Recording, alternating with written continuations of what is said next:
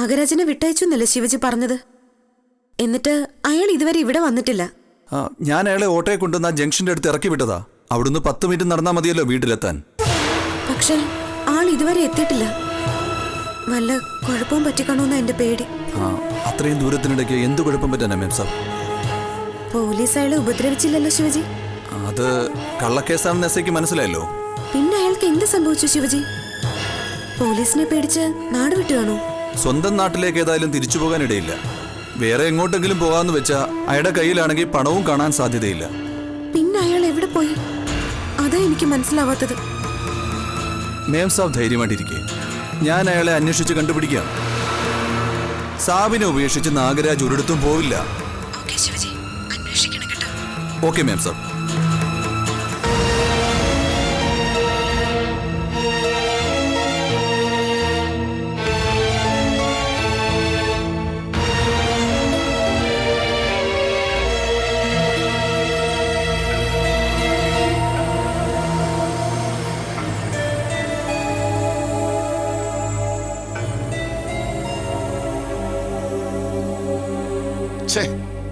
ആ ഷെട്ടി ഫോൺ എടുക്കണമെങ്കിൽ ഒരു 16 തവണ വിളിക്കണം. നാശം. അയാളുടെ പൊങ്ങച്ചോളം സഹിക്കാൻ പറ്റാത്ത. ഇങ്ങതാ ഞാൻ വിളിച്ചു നോക്കാം.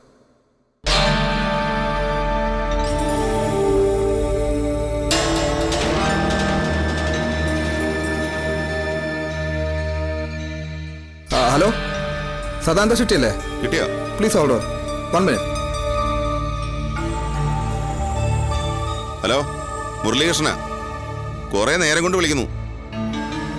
ഡ്രൈവ് ചെയ്യായിരുന്നു, അതാ എടുക്കാത്തത്. നിങ്ങളെപ്പോഴും ഡ്രൈവിങ്ങിലാണോ? അതാണോ ഹോബി? അത് മാത്രമല്ല, പല ഹോബികളുമുണ്ട്. ആ, നിങ്ങളെ ഒരു വിവരം അറിയിക്കാൻ വേണ്ടിയാ വിളിച്ചോണ്ടിരുന്നേ. കിട്ടണ്ടേ? എന്താണെന്ന് പറഞ്ഞോളൂ. നാഗരാജനെ കസ്റ്റഡി കിട്ടിയിട്ടുണ്ട്. സത്യമാണോ? പിന്നെന്താ, കളിതമാശ പറഞ്ഞാണെന്ന് വിചാരിച്ചോ? എവിടെയുണ്ടവൻ? അതല്ലേ പറഞ്ഞത്, ഞങ്ങളുടെ കസ്റ്റഡിയിലുണ്ടെന്ന്. എങ്ങനെ പിടികൂടി? അതൊക്കെ ടോപ്പ് സീക്രറ്റാ. ആരെങ്കിലും അറിഞ്ഞോ? ഇല്ല. ആർക്കെങ്കിലും എന്തെങ്കിലും സംശയം? ഒന്നുമില്ല. ഒരു ഈച്ച പോലും അറിയാതെ ഞങ്ങൾ കാര്യങ്ങൾ നടത്തിയത്. അവനെ എനിക്ക് വിട്ടുതരണം മുരളീകൃഷ്ണ. എനിക്കവനെ ജീവനോടെ കിട്ടണം. നിങ്ങൾ എത്രയും പെട്ടെന്ന് ഇവിടെ എത്തി അവനെ കൊണ്ടുപോകാം. ഞാൻ നാളെ തന്നെ എത്തിക്കൊള്ളാം. അപ്പൊ ശരി, ബാക്കിയെല്ലാം നേരി കണ്ട് സംസാരിക്കാം. ഓക്കെ. അവനെ വിട്ടുകളയല്ലേ, എന്നെ ചതച്ചിട്ട് പോയവനാ. വന്നാ മതിയെന്ന് പറഞ്ഞല്ലോ. അതേ, ഫോണിലധികം സംസാരിക്കണ്ട, വെച്ചോ.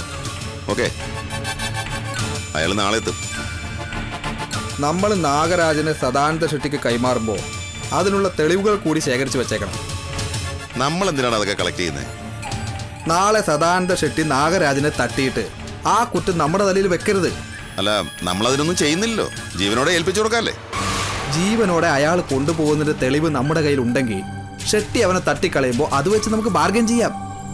എടാ, ഒരുപാട് വളഞ്ഞ ബുദ്ധിക്ക് പോണോ? മുരളിയേട്ടാ, ഒരു ചെലവില്ലാത്ത സംഗതിയാണ്. നമ്മുടെ കയ്യിൽ ഒരു പിടുത്തിരിക്കട്ടെ. നാളെ നമുക്ക് ഷെട്ടിയെ വരച്ച വരയിൽ നിർത്തിക്കൂടെ? Black mailing. എടാ, അയാളുടെ അടുത്ത് ബ്ലാക്ക് മെയിലിംഗ് കൊണ്ട് ചെന്നാലുണ്ടല്ലോ, അയാളങ്ങ് പൂശിക്കളയും. എന്തായാലും നീ പറഞ്ഞ പോലെ സംഭവം ഒന്ന് ശരിയാക്കാം. അതിന് പ്രത്യേകിച്ച് ചെലവൊന്നുമില്ല. എന്താ മുരളി, നാഗരാജനെ നിങ്ങൾ എന്ത് ചെയ്യുന്ന കാര്യം പറയുന്നേ? ഒന്നുമില്ല ചേച്ചി. ഷെട്ടിയോട് ഞങ്ങൾ പറഞ്ഞു അവൻ നമ്മുടെ കസ്റ്റഡിയിലുണ്ടെന്ന്. നാളെ ഷെട്ടി വന്ന് അവനെ കൊണ്ടുപോകും, അത്ര തന്നെ. അയാൾ അവനെ കൊണ്ടുപോയി വല്ലതും ചെയ്തു കളയോ? ഓ, അയാൾ എന്ത് വേണമെങ്കിലും ചെയ്യട്ടെ, നമുക്കെന്താ. അവസാനം അതും കൂടി നമ്മുടെ തലയിൽ വരരുത്. മോം, നമ്മുടെ തലയിൽ വരാതിരിക്കാനാ ഷെട്ടിയുടെ തലയിലോട്ട് വെച്ചു കൊടുക്കുന്നത്. എന്നിട്ട് അതിന്റെ വീഡിയോ നമ്മൾ എടുത്തു വെക്കും. ചേച്ചി, നാഗരാജനെ പോലീസ് സ്റ്റേഷനിൽ നിന്ന് ജാമ്യത്തിൽ ഇറക്കി കൊണ്ടുവന്നത് ശിവജി. നാഗരാജനെ കാണാനില്ലെങ്കിൽ ആരുത്തരം പറയും? ശിവജി. നാഗരാജനെ ഞാൻ ചത്തുപോയാലോ? അതിനും ശിവജി ഉത്തരം പറയണം. ഇതൊക്കെ നിങ്ങൾ ഉദ്ദേശിക്കുന്ന പോലെ നടക്കൂ? അതിനല്ലേ ഈ ഞാൻ. ചേച്ചി, ശിവജി 2-4 ദിവസത്തിനുള്ളിൽ അറസ്റ്റിലാവും. പിന്നെ എവിടെയാ അവന്റെ താമസം? അങ്ങ് കാസർഗോഡ് സബ് ജയിലിൽ, അല്ലെങ്കിൽ തമ്പി കിടക്കുന്ന കണ്ണൂർ ജയിലിൽ. തമ്പി പോയതോടെ ചേച്ചിയുടെ ആജന്മ ശത്രുവിന്റെ വലം കൈ ഒടിഞ്ഞു. ആരുടെയാ? അമ്മൂന്റെ. കറക്റ്റ്. ശിവജിയും കൂടി ജയിലിലാവുമ്പോ അവളുടെ ഇടത് കൈ കൂടി ഓടി. 2 കൈയും ഒടിഞ്ഞ അവള് പിന്നെ ചേച്ചിയുടെ നേർക്ക് കൈ ഉയർത്തുവോ? ദേ പിന്നെ അവളെ ചേച്ചിക്ക് എന്താ ചെയ്യാൻ പറ്റാത്തേ? പറ. കണ്ടോ കണ്ടോ അമ്മയുടെ സന്തോഷം കണ്ടോ? നീ പോടാ അവിടുന്ന്.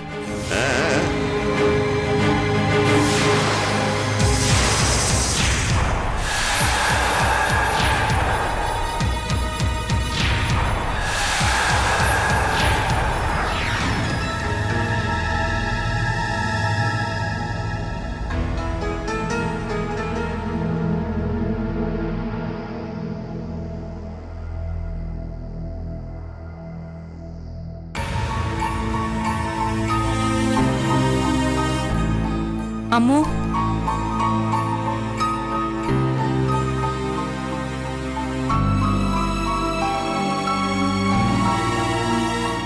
എന്താ ചേച്ചി, അസുഖം കുറഞ്ഞില്ലേ? ഞാൻ ഡോക്ടറെ വിളിക്കണോ? അസുഖമൊക്കെ മാറി. ഇത്ര പെട്ടെന്നോ? ഏയ്, ചേച്ചിയെ കണ്ടാലറിയാം നല്ല ക്ഷീണമുണ്ട്. ആ, ഒരു ചെറിയ ക്ഷീണം ഉണ്ടെന്നേ ഉള്ളൂ. സാരമില്ല, അടുക്കള ജോലിയൊക്കെ ചെയ്യാൻ പറ്റും. പിന്നെ സഹായത്തിന് വിജിതയുണ്ടല്ലോ. എന്നാലും ക്ഷീണം തീർത്തും മാറുന്നതിന് മുൻപ് അടുക്കള ജോലിയൊന്നും ചെയ്യേണ്ട ചേച്ചി. 2-3 ദിവസം കൂടി വിശ്രമിക്ക്. ജോലിയൊക്കെ വിജിത ചെയ്തോളൂ അമ്മു. അടുക്കള ഒന്ന് തുറന്നു തന്നാ മതി. അയ്യോ, അടുക്കള ജോലി വിജിതേച്ചിയുടെ വകുപ്പിൽപ്പെട്ടതല്ലോ. വേറെന്തോ ജോലിയല്ലേ അദ്ദേഹം ഏൽപ്പിച്ചിരുന്നത്? അതും അവള് ചെയ്തോളും. ബാക്കി സമയത്ത് വിജിത അടുക്കളയിൽ എന്നെ സഹായിക്കും. അങ്ങനെ ജോലി മാറുന്നൊന്നും ചേച്ചിയുടെ ആങ്ങളൊക്കെ ഇഷ്ടപ്പെടില്ലെന്ന് അറിഞ്ഞൂടെ? അദ്ദേഹം ഏൽപ്പിക്കുന്ന ജോലി ഓരോരുത്തരും ചെയ്യണം. അത് മാത്രമേ ചെയ്യാൻ പാടുള്ളൂ താനും. ആള് ഭയങ്കര ദേഷ്യക്കാരനാണെന്നുള്ള കാര്യം ചേച്ചിക്ക് അറിയാവുന്നതല്ലേ? എന്റെ അമ്മു, എനിക്കൊരു അബദ്ധം പറ്റിപ്പോയതാ. ചേച്ചിക്കോ? എന്തബദ്ധം? ഒന്നല്ല ചേച്ചി, നിങ്ങൾക്ക് 2 അബദ്ധങ്ങൾ പറ്റി. ആങ്ങളെ ഇനി ഒരിക്കലും തിരിച്ചു വരില്ലെന്ന് നിങ്ങളെ ആരോ തെറ്റിദ്ധരിപ്പിച്ചു. പഴയതുപോലെ തന്നെ നിങ്ങളുടെ തന്നിഷ്ടവും ഭരണവും നടത്തിക്കോളൂന്ന് ആരോ നിങ്ങളെ ഉപദേശിച്ചു. നിങ്ങളത് വിശ്വസിച്ചു. 2ാമത്തെ അബദ്ധം, ചവിട്ടിയാലും തിരിഞ്ഞു കടിക്കാത്ത പഴയ അമ്മു തന്നെയാണ് ഇപ്പോഴും ഉള്ളതെന്ന് നിങ്ങളങ്ങ് വിചാരിച്ചു.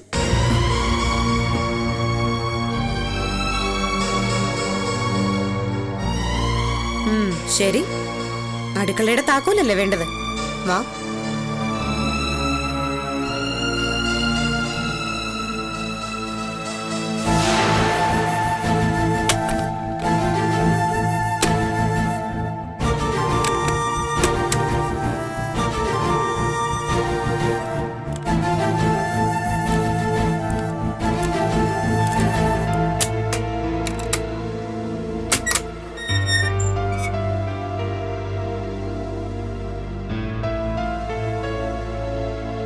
മടിക്കണ്ട, അകത്തോട്ട് കയറിക്കോ.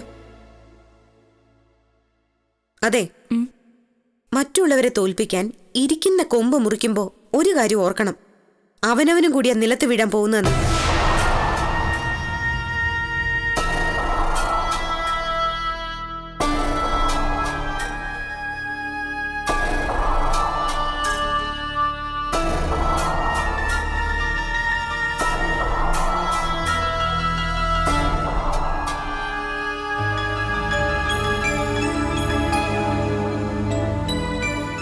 ശിവജി, നാഗരാജിനെ പറ്റി ഒരു വിവരവുമില്ല മേം സാബ്. അവൻ സ്ഥലം വിട്ടത് തന്നെ. ആരോടും പറയാതെ നാഗരാജ് അങ്ങനെ പോവോ ശിവജി? ജീവൻ പണയം വെച്ച് പോലും അദ്ദേഹത്തെ രക്ഷിക്കാൻ കൂട്ടുനിന്ന ആളാണ്. സാബ് സ്ഥലത്തില്ലാതെ വന്നപ്പോ നാഗരാജിനൊരു പേടി തോന്നിക്കാണും. സദാനന്ദ ഷെട്ടിയുടെ ആൾക്കാര് അവനെ തേടിപ്പിടിക്കാൻ ശ്രമിക്കുന്നുണ്ടാവുമല്ലോ. അതാ എന്റെയും പേടി, അവരുടെ കയ്യിലെങ്ങാനും ചെന്ന് പെട്ടോന്ന്. ഞങ്ങൾ ഒന്നിച്ചല്ലേ സ്റ്റേഷൻ ഇറങ്ങി വന്നത്. ഞാൻ അവനോട് പ്രത്യേകം പറഞ്ഞതാ, ഒന്നും പേടിക്കണ്ട, നേരെ വീട്ടിലോട്ട് പോകാൻ. എന്തോ കുഴപ്പം സംഭവിച്ചിട്ടുണ്ട്. ഏയ്, ഇവിടെ നിന്ന് പോലീസ് പിന്നെയും വന്ന് പിടിച്ചാലോ എന്ന് കരുതി എവിടെയെങ്കിലും ഒളിച്ചു താമസിക്കുകയായിരിക്കും. സാബു വന്ന അവനിങ്ങ് തിരിച്ചു വരും. വെള്ളിയാഴ്ചയല്ലേ റിമാൻഡ് കാലാവധി തീരുന്നത്? അതെ, ജാമ്യം കിട്ടുമെന്ന് തന്നെ വക്കീല് പറഞ്ഞു. വെള്ളിയാഴ്ച തന്നെ സാബിനെയും കുട്ടി ഞാൻ ഇങ്ങോട്ട് വന്നിരിക്കും. മേം സാബ് ഒന്നുകൊണ്ടും വിഷമിക്കണ്ട.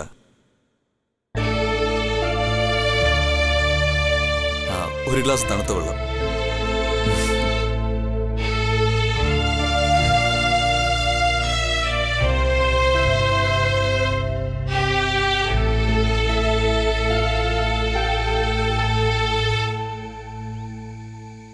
അയാൾ വരേണ്ട സമയം കഴിഞ്ഞല്ലോ. ഇനി അയാൾക്ക് സ്ഥലം തെറ്റിയോ? ഏയ് ഇപ്പൊ വിളിച്ച് വച്ചല്ലേ ഉള്ളൂ.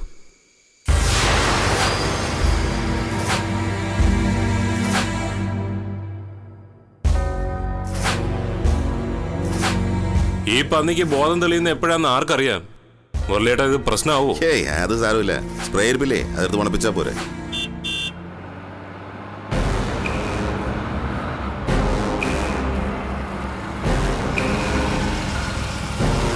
ആ സദാനന്ദ ഷെട്ടിയെ.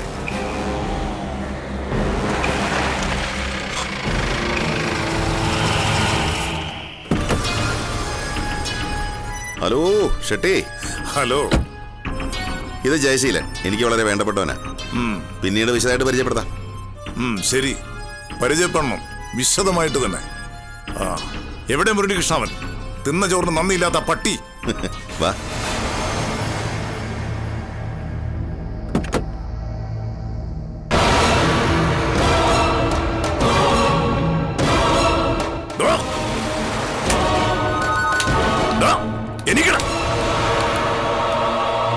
എണീക്കാൻ.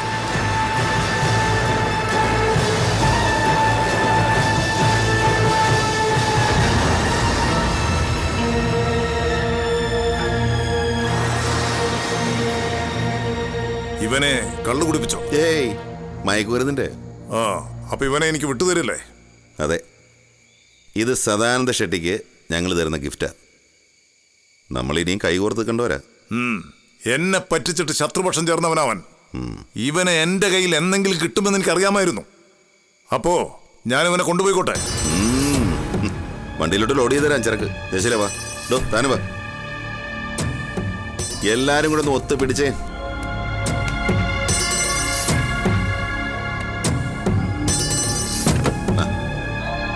താനാതി കയറി.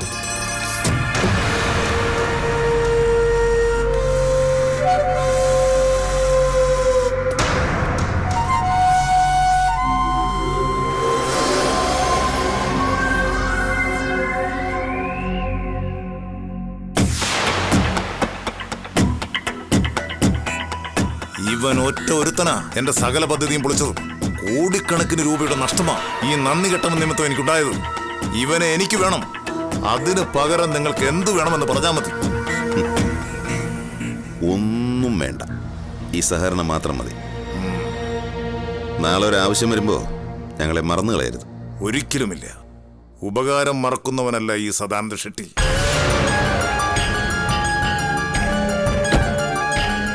ഇനി പേടിക്കാനൊന്നുമില്ല. കാസർഗോഡ് വരെ അനങ്ങാതിരുന്നോളൂ. വളരെ ഉപകാരം. ഇവനെ കാസർഗോഡ് എത്തിക്കണോ അതോ വഴിയിൽ തന്നെ കളയണോ എന്ന് തീരുമാനിച്ചിട്ടില്ല. അപ്പോ ഞാൻ പോയിക്കോട്ടെ.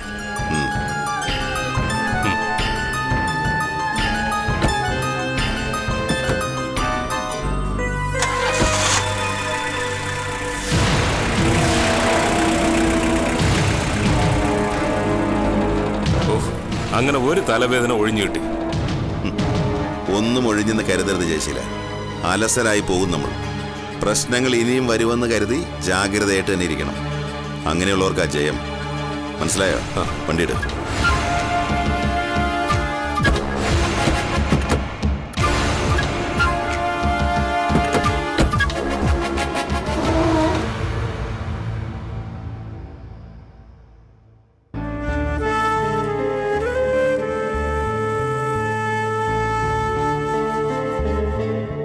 മുത്തശ്ശി, നീ ചായ കുടിക്കുന്നില്ലേ? ഞങ്ങളൊക്കെ എപ്പോഴേ കഴിച്ചു. മുത്തശ്ശി എഴുന്നേക്കാൻ വൈകിയതുകൊണ്ടല്ലേ. അവള് ചായ കുടിച്ചോ?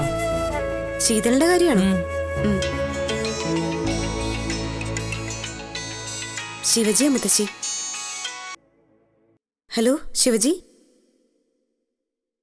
മേംസഭയുടെ റൂമിലാണോ? അല്ല, ഞാൻ താഴെ ഡൈനിങ് ഹാളിലാ. എന്താ ശിവജി? ഇന്നത്തെ പത്രം മേംസ വായിച്ചില്ലല്ലേ? ഇല്ല, പതുക്കെ നോക്കിയാൽ മതിയല്ലോ എന്ന് വിചാരിച്ച് ഞാൻ.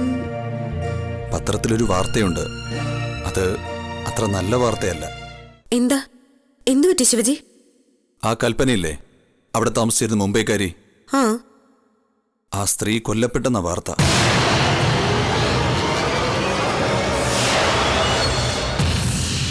എങ്ങനെ? അവിടെ കാസർഗോഡ് അദ്ദേഹത്തിനൊപ്പം കൽപ്പന ഉണ്ടായിരുന്നല്ലോ. അവിടുന്ന് രക്ഷപ്പെടുന്നതിനിടയില് കാട്ടിൽ വെച്ച് കൂട്ടം തെറ്റിപ്പോയി എന്നാണല്ലോ പറഞ്ഞത്. അതൊക്കെ ശരി തന്നെ. പക്ഷേ അതും തമ്പി സാബിനെതിരായിട്ട് വരുന്ന ലക്ഷണമാ. അദ്ദേഹം അതിന് സബ്ജയിലല്ലേ ശിവജി? അതിനിടയ്ക്ക് കൽപ്പന കൊല്ലപ്പെട്ടെങ്കിൽ അതെങ്ങനെയാ അദ്ദേഹത്തെ ബാധിക്കുന്നത്? മാം സാബ്, അതങ്ങനെയല്ല. കൽപ്പനയുടെ ഡെഡ് ബോഡി അല്ല കിട്ടിയത്.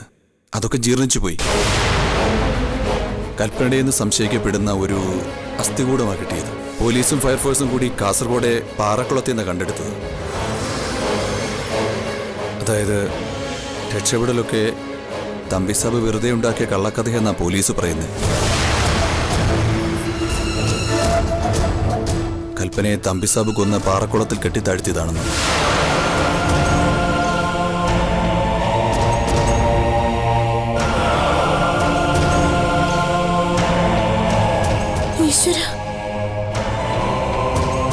മേം സാബ്, അത് സത്യമല്ലെന്ന് നമുക്കറിയാമല്ലോ. മേം സാബ് ധൈര്യമായിട്ടിരിക്കണം. ഞാൻ അങ്ങോട്ട് വരുന്നുണ്ട്. വെക്കട്ടെ.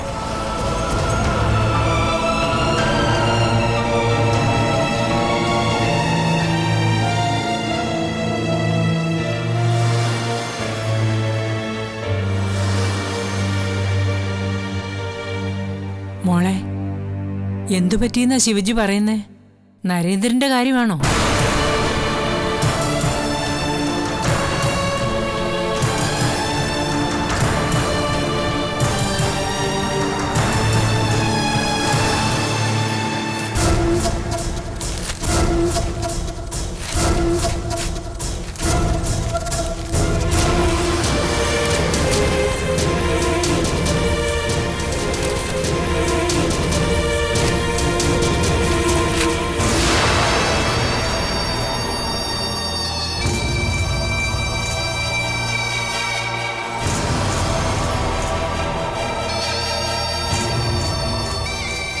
മോളെ, എന്തു പറ്റി മോളെ?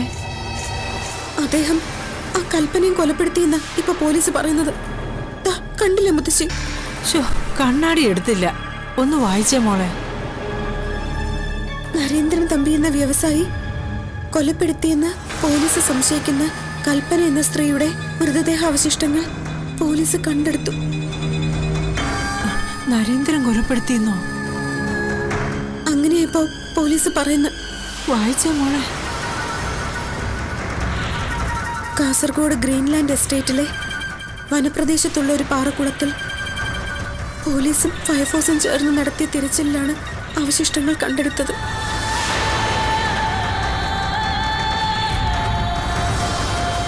പത്തനംതിട്ടയിലെ വ്യവസായിയും യതി എന്ന വാടക കൊണ്ടേ കൊലപ്പെടുത്തിയെന്ന് സംശയിക്കപ്പെടുന്ന ആളുമായ നരേന്ദ്രൻ തമ്പി പോലീസിന് നൽകിയ വിവരമനുസരിച്ചാണ് പോലീസ് വനപ്രദേശത്തുള്ള പാറക്കുളത്തിൽ തിരച്ചിൽ നടത്തിയതും കൊല്ലപ്പെട്ട കൽപ്പനയുടേതെന്ന് സംശയിക്കപ്പെടുന്ന അസ്ഥികൂടം കണ്ടെത്തിയതും.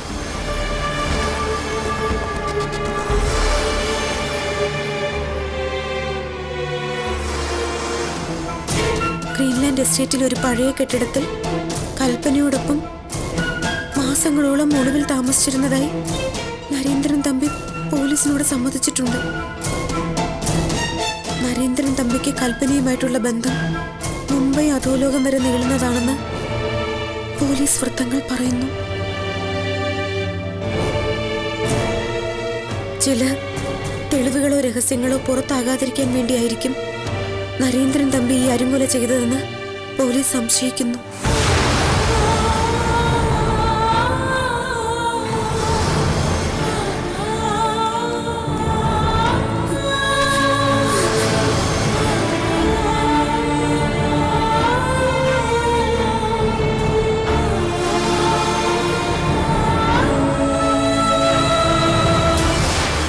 ചതിയല്ലേ മോളെ ഇത്? അദ്ദേഹത്തിന്റെ ശത്രുക്കളെല്ലാം കൂടി ചെയ്യുന്നതാ, കരുതിക്കൂട്ടി ചെയ്യുന്നതാ, ഒരു മനസ്സറിവും ഇല്ലാത്ത കാര്യത്തിന്.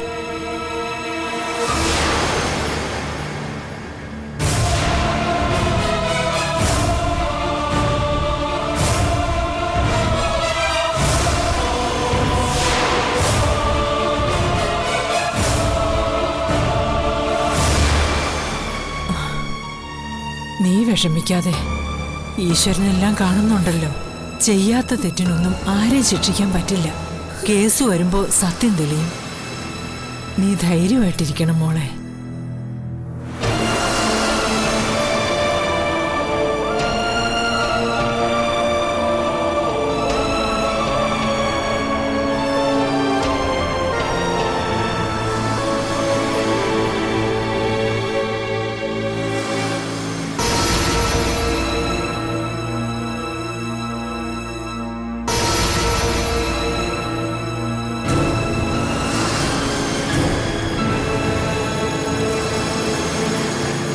കൽപ്പന തിവാരിയുടെ ഡെഡ് ബോഡി സുള്ളിയയിലെ ഒരു പാറക്കുളത്തിൽ നിന്ന് ഫയർഫോഴ്സ് തപ്പിയെടുത്ത കാര്യം താൻ അറിഞ്ഞോ?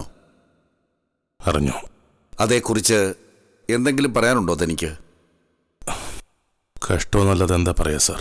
ഗ്രീൻലാൻഡ് എസ്റ്റേറ്റിലെ ആ പഴയ കെട്ടിടത്തിൽ കൽപ്പന നിങ്ങളോടൊപ്പം ഉണ്ടായിരുന്നെന്നല്ലേ മുമ്പ് താൻ പറഞ്ഞത്?